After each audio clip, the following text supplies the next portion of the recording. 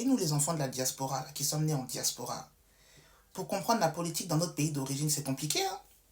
Bon, là encore, ça va, on a grandi, bon, on est habitué, on fait avec. Mais sinon, avant, quand on était enfant. Parce qu'ici, en France et en Occident en général, aller voter, c'est un jour comme un autre, hein. Tu t'en vas voter, tu peux même ne pas aller voter. Voilà, en fait, tu fais ta vie.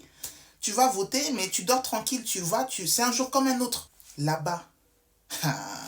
Parce que depuis on est né, depuis 2002, là, nous on était bébés, là. Parce que nous, on a commencé à voir ça en 2002. Et voilà, c'est notre génération, là, de naissance. Donc en 2002, on avait 5-6 ans, on commençait déjà à voir que c'était grave. On comprenait rien, on était là avec nos parents, il y avait les cassettes, les gens couraient, voilà, on arrosait les gens, l'armée française, patati patata, là. Jusqu'à présent, on est adulte, maintenant on a fait nos enfants, là. C'est même chose. Dès qu'il y a élection, là, non, faut pas partir là-bas, il y a élection. On commence à trembler. Voilà, il y a cette atmosphère-là où tu dois pas aller au pays parce que c'est dangereux.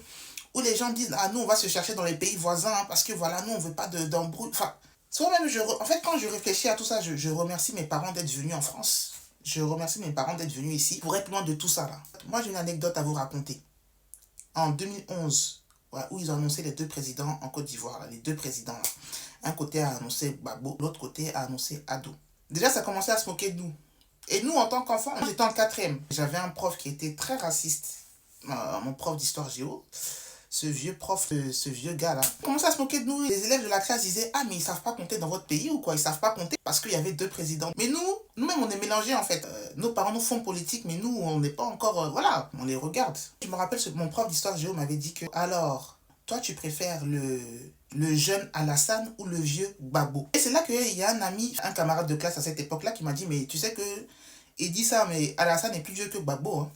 C'est juste que, bah, comme la France le soutient et tout, en plus, c'est le jour où ils ont capturé, où ils ont attrapé Gbagbo dans sa chambre et tout, là. On n'est pas venu le lendemain. Deux Ivoiriens, le lendemain, on n'est pas venu.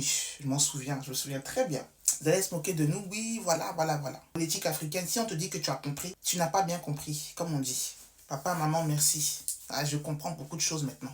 En fait, toi, tu es né ici, tu te dis, bon, tu es né ici comme ça, par hasard, enfin, au début, quand tu es enfant, hein. Mais c'est en grandissant que tu comprends que tu es né ici parce qu'en Afrique, là, c'est pas la peine. Surtout quand il y a élection. Ici, il y a élection, tu t'en vas voter, tu rentres chez toi. Je dis la vérité, on est bien ici par rapport à ça. Non, trop de stress. Les gens sont trop stressés à chaque fois.